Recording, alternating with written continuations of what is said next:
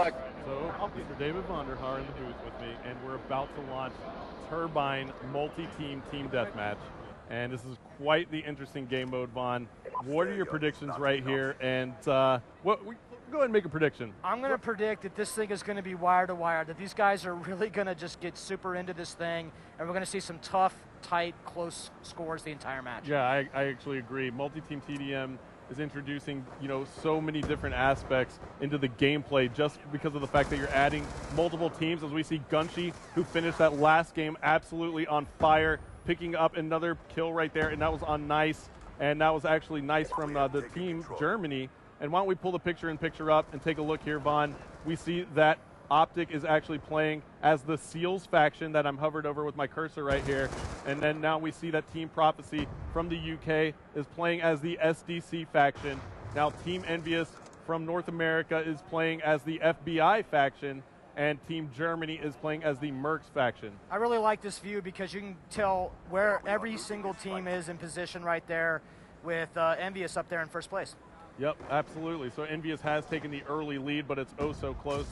5 kills on the board for Envious. We'll swap on board with Karma and see if he can add to that lead. He's using the M8A1 assault rifle with the target finder. Again, pulling off some nice shots there. He's actually got a select fire attachment as well, so he doubled up on his attachments, Vaughn. Why don't you tell me a little bit about that? I really like this particular attachment, a select fire switch. You can change between auto and burst modes, and one way that I really like to use it is at long range, I'll actually burst, and at short range, I'll go to auto. Yep, absolutely. It makes complete sense. I got a little bit of time with it as well, as we see Karma go down for the drop shot, almost got a double kill with it, but there he is, he's calling in the UAV. And we just saw he picked up the assist on that kill. Now assists add to the score streaks here in Black Ops 2 multiplayer. What was kind of the decision behind that? So there's certain score streaks that you really want to be able to reward players for using and activating, and those are particularly the ones like this one, because these are not actually generating kills for you.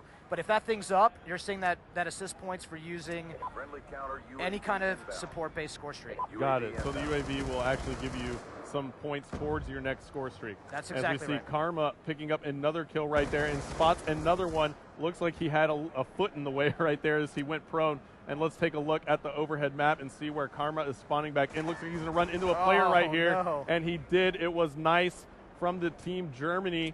But Envious still has the lead at the moment. They have 18 kills on the board, starting to create some separation. 18 to 13. The SDC is in second, and that is Team Prophecy. And Twiz now for Envious is on a 3-kill streak. Why don't we take a look at his loadout? He's rocking the M8A1 as well. Seems like he has, is that a bouncing Betty there and a smoke grenade maybe? Or is that maybe a flash grenade? Looks like a flash grenade. So looks like Twiz is kind of going with that classic reflex Interesting to see him burst at this range, actually. I would think that you'd want to get in there. Those guys are such precision shooters, though. Man, this is such a great player, Twiz. Yep. Twiz is definitely solid, and now Envious has taken the lead even more. Why don't we actually take a listen in to Team Envy, Vaughn, and see how well they're communicating? Yeah, he's next to us, Yeah, he's right to your left. Got him. Another one down low, Down low, terror building. Let's still me. Still me. Nah. Big kill. I've got UAV, but I'm weak. Throw it up. And you'll work for a counter. There's another one, top turret over here.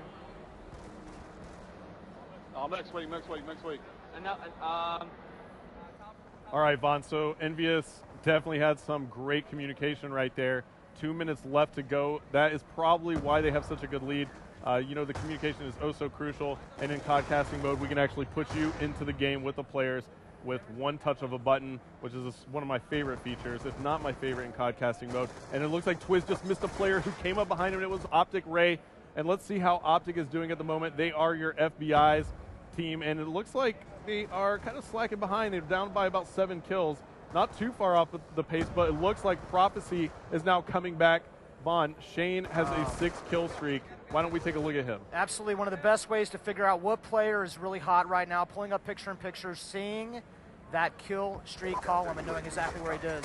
Absolutely. Oh, maybe did we just curse him right there? Well, that happens to me all the time when I swap the players. I curse them, and look at this. Shane is fully loaded with score streaks right now. He's got the death machine out. This should be really entertaining. Yeah, the death machine is just massive in this game. It does some super damage to the body of enemy soldiers, but you know what I like to use it for?